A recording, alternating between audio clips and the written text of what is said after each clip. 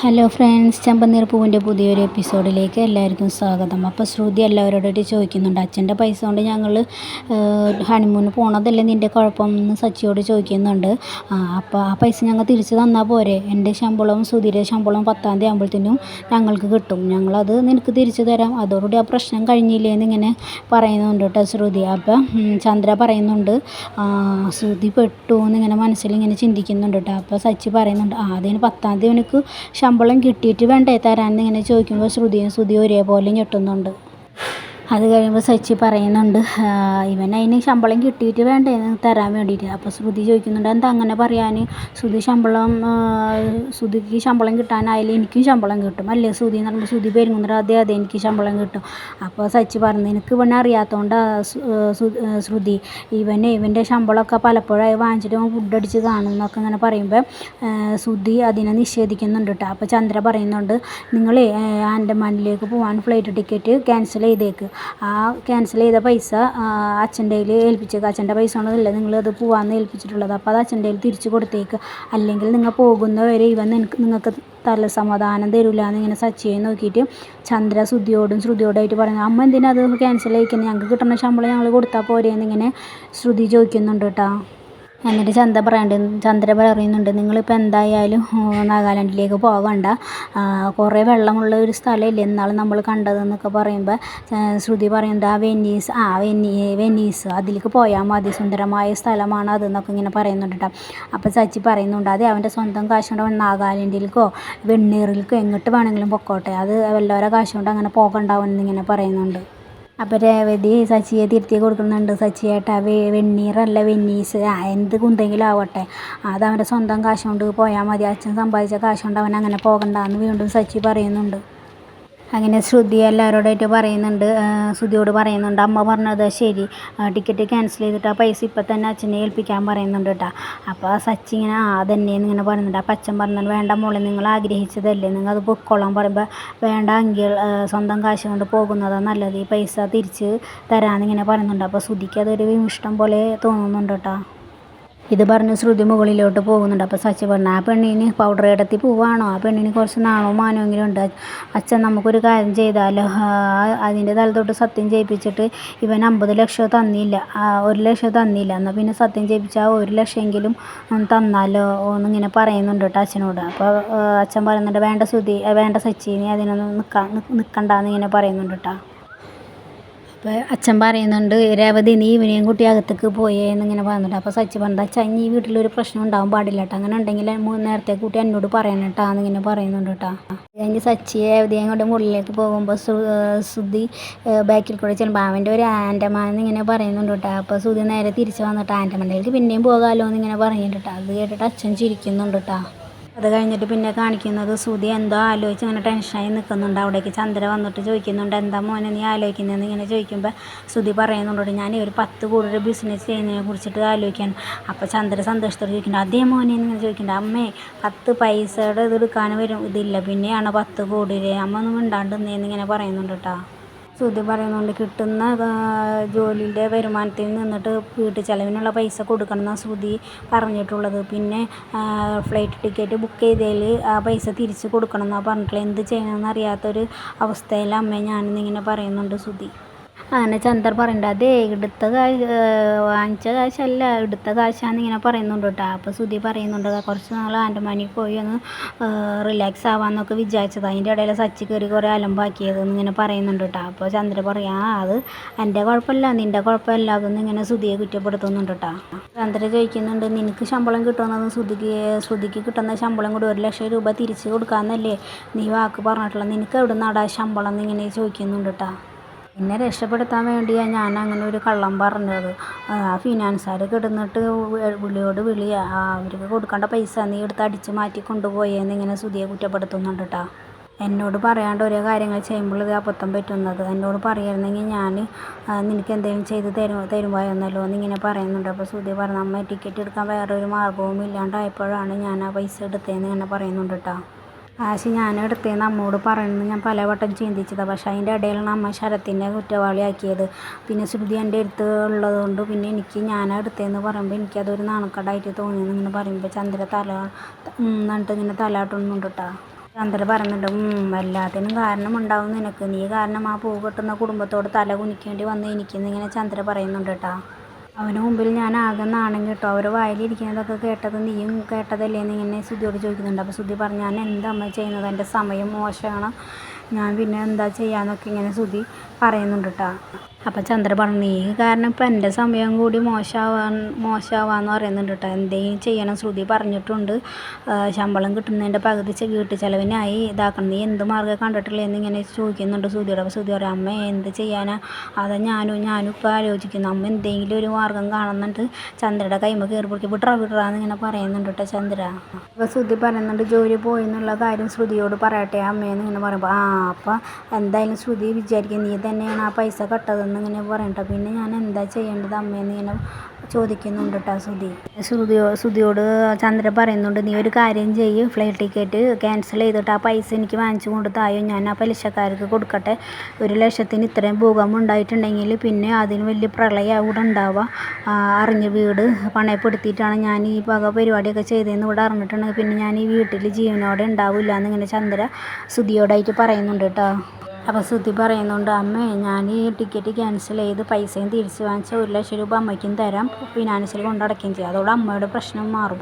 പക്ഷേ എൻ്റെ പ്രശ്നം മാറുന്നില്ലല്ലോ, ഞാൻ ശ്രുതിക്ക് കൊടുത്ത വാക്ക് ശമ്പളത്തിൻ്റെ പകുതി വീട്ടു ചിലവിനായി കൊടുക്കാമെന്നാണ്, ഞാനത് എവിടുന്ന് കൊടുക്കും, ഞാൻ എന്ത് ചെയ്യും, അതിനൊരു പരിഹാരം കാണണ്ടേന്ന് ഇങ്ങനെ പറയുന്നുണ്ട് കേട്ടോ ശ്രുതി. എന്നിട്ട് പറയുന്നുണ്ട്, അതെ ജോലി ചെയ്യാണ്ട് ശമ്പളം കിട്ടുന്ന ഒരു സിസ്റ്റം ഇവിടെ വേണം, അതാണ് ഇവിടുത്തെ കുഴപ്പം.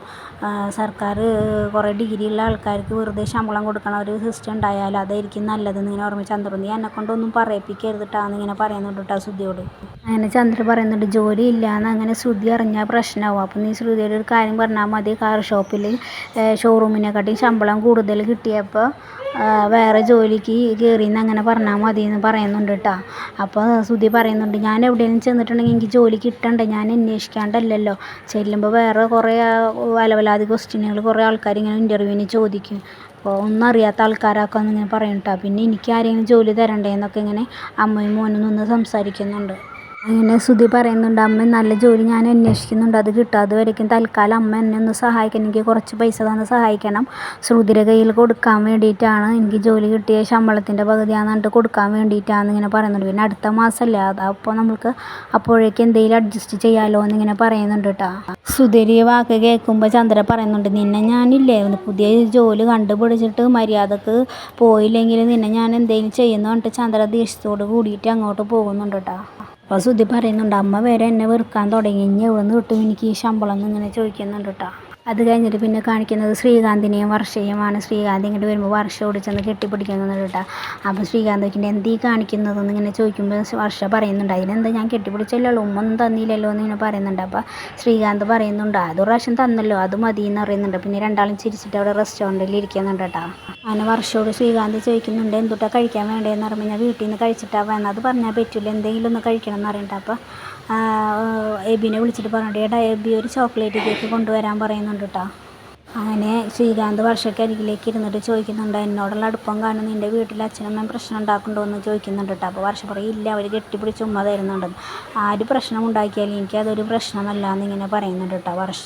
അങ്ങനെ വർഷ പറയുന്നുണ്ട്, എന്നിൽ നിന്ന് നിനക്ക് രക്ഷപ്പെടാൻ പറ്റില്ല മകനെ എന്നിങ്ങനെ പറയുമ്പോൾ ശ്രീകാന്ത് പറയുന്നുണ്ടായി, ഞാൻ രക്ഷപ്പെടാൻ നോക്കുന്നില്ലല്ലോ, ജീവിതകാലം മുഴുവൻ നീ എൻ്റെ എരുത്തായിരിക്കും, നിനക്ക് രക്ഷപ്പെടാൻ പറ്റില്ല എന്നിങ്ങനെ വർഷ പറയുന്നുണ്ട് കേട്ടോ. പിന്നെ വർഷ പറയുന്നുണ്ട്, പെട്ടെന്ന് തന്നെ നമ്മുടെ കല്യാണത്തെക്കുറിച്ച് ആലോചിക്കുന്നതാണ് നല്ലത് ഇങ്ങനെ പറഞ്ഞിട്ട് ഇങ്ങനെ വർഷം അപ്പുറത്ത് ഓപ്പോസിറ്റ് ഇരിക്കുന്ന 2 കപ്പിൾസ് ഇരിക്കുന്നുണ്ടാവും, അവരിങ്ങനെ ഐസ്ക്രീം അങ്ങോട്ടും ഇങ്ങോട്ട് ഷെയർ ചെയ്ത് കഴിക്കണത് ഇങ്ങനെ നോക്കിയിട്ട് വലിയ ഒരു ചെറിയൊരു ചിരിയുമായിട്ട് അതിങ്ങനെ നോക്കിയിരിക്കുന്നുണ്ട് കേട്ടോ വർഷ.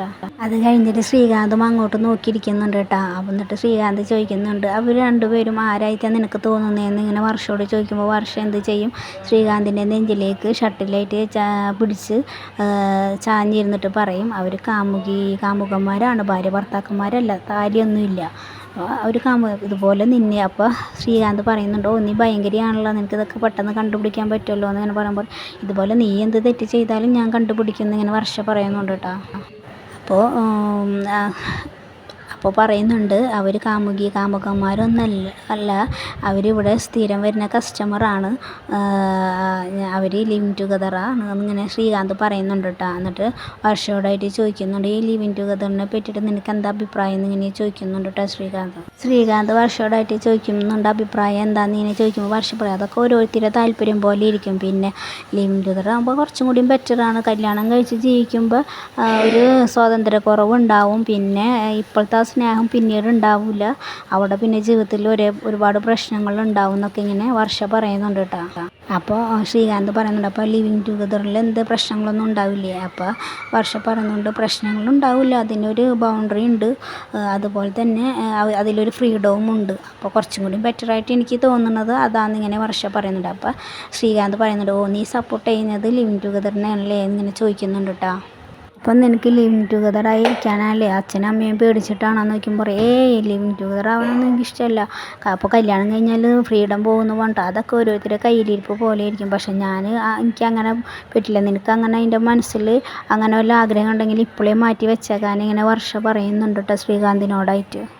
പറയുന്നുണ്ട് നമുക്ക് മാരേജ് ലൈഫ് മതി എന്ന് അപ്പോൾ ശ്രീകാന്ത് പറയുന്നുണ്ട് മതിയെങ്കിൽ മതി, നീ ഇത് കഴിക്കാൻ പറഞ്ഞിട്ട് കേക്ക് വർഷയുടെ മുമ്പിലേക്കായിട്ട് നീട്ടി വെച്ച് കൊടുക്കുന്നുണ്ട് കേട്ടോ. വർഷ കേക്ക് കഴിക്കുമ്പോൾ ശ്രീകാന്ത് ചോദിക്കുന്നുണ്ട് എങ്ങനെയുണ്ട്, നന്നായിട്ടുണ്ടെന്ന് ഇങ്ങനെ പറയുന്നുണ്ട്. അങ്ങനെ വർഷ ഒരു സിപ്പായിട്ട് ഇങ്ങനെ കഴിക്കുമ്പോൾ ശ്രീകാന്ത് വർഷയെ തന്നെ ഇങ്ങനെ നോക്കിയിരിക്കുന്നുണ്ട് കുറച്ച് നേരം. പിന്നെ കാണിക്കുന്നത് ശ്രുതിയെയുമാണ് കേട്ടോ. അങ്ങനെ ശ്രുതി വിളിക്കുന്നുണ്ട്, ശ്രുതി നീ ഒന്ന് ഇങ്ങോട്ട് വന്ന് എന്താ കാര്യം ശ്രുതി എന്ന് ഇങ്ങനെ ചോദിക്കുക. ഇങ്ങോട്ട് വായോന്ന് പറഞ്ഞിട്ട് ഡൈനിങ് ടേബിളിൻ്റെ അവിടെ വന്നിരിക്കുന്നുണ്ട്. എന്നിട്ട് പറയും ഒരു കാര്യമുണ്ട്, ഇവിടെ ആരും ഇല്ലേ, ഇവിടെ സച്ചിയും ഭാര്യയും ഒന്നും ഇല്ലേ എന്നിട്ട് ഇങ്ങനെ ടേബിളും ഇങ്ങനെ അടിച്ച് ശ്രുതി ചോദിക്കുന്നുണ്ട് കേട്ടോ.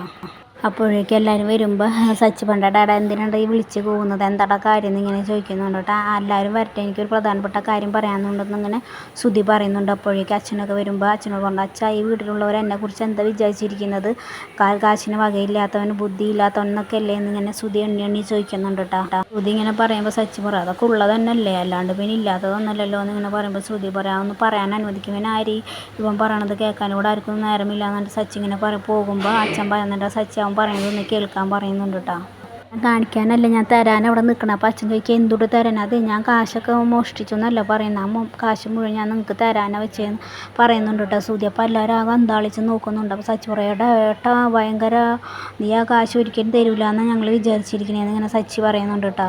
ശ്രുതിയോടായിട്ട് പൗഡർ ഏട്ടത്തി ഒന്ന് അങ്ങോട്ട് മാറി നിന്നേന്ന് ഇങ്ങനെ വേണ്ട ശ്രുതിയുടെ കൈ പിടിച്ച് അമർത്തിന് സച്ചി പറഞ്ഞു, ഇപ്പം എനിക്ക് നിന്നെ ഏട്ടാന്ന് വിളിക്കാം, എടാ സോഡാ കുപ്പി നീ കലക്കിയല്ലേടാ എന്നിങ്ങനെ പറയുന്നുണ്ട് കേട്ടോ. അപ്പോൾ സച്ചി കൈ പിടിച്ച് തിരിക്കുന്നതെന്ന് ചന്ദ്രയ്ക്ക് മനസ്സിലായപ്പോൾ വിടറാടെന്ന് ഇങ്ങനെ പറയുന്നുണ്ട് കേട്ടോ. അങ്ങനെ സച്ചി പറയാം അച്ഛൻ്റെ 50 ലക്ഷം തരാൻ പോകണം, എല്ലാവരും ഒരു കൈയടിച്ചെന്നൊക്കെ പറയാറുണ്ട്, എപ്പോഴുണ്ട് 50 ലക്ഷം തരാമെന്ന് ഇങ്ങനെ പറഞ്ഞെന്ന് ശ്രുതി ചോദിക്കുന്നുണ്ടാ. അപ്പോൾ 50 ലക്ഷമല്ല പിന്നെ ഏത് കാശ്, ആ 1 ലക്ഷം രൂപ അമ്മയുടെ എടുത്ത് 1 ലക്ഷം രൂപ എന്ന് ഇങ്ങനെ പറയണ്ട, അയ്യേ അതിനാണ് നീ ഇത്ര ബിൽഡപ്പൊക്കെ കൊടുത്തതെന്ന് ഇങ്ങനെ പറഞ്ഞ് ശ്രുതിയെ കളിയാക്കുന്നുണ്ട് കേട്ടോ.